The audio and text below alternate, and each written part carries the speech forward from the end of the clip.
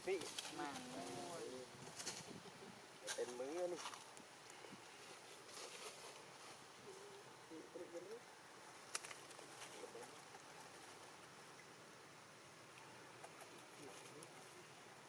còn mò bộ điều Luna điều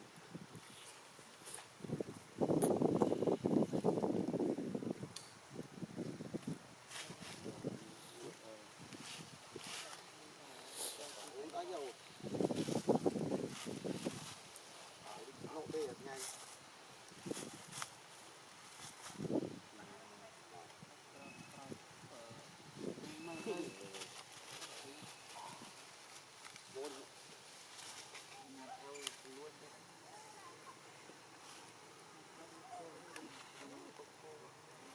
bao đâu là cho vì quá khôi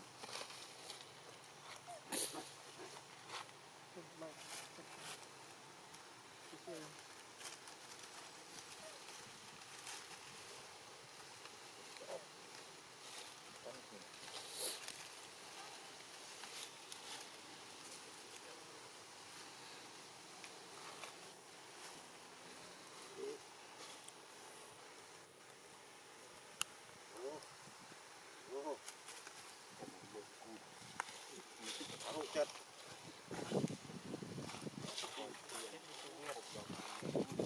lấy chanh ngô đấy nó rồi nữa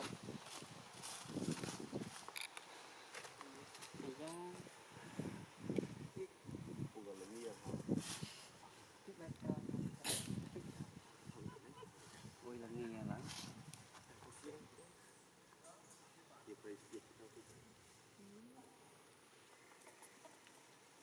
cốt thô chanh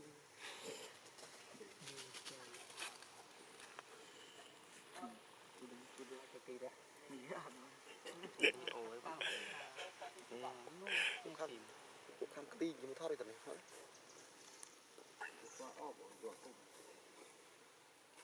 và cái thao thật là ớt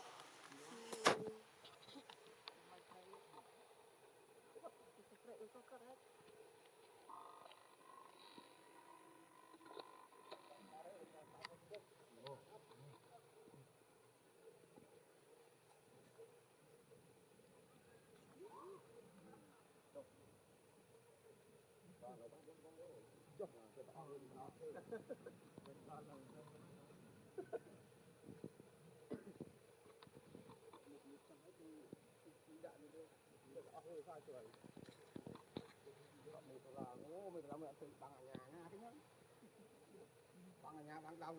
thì bạn đi thật to chẳng quan sát hình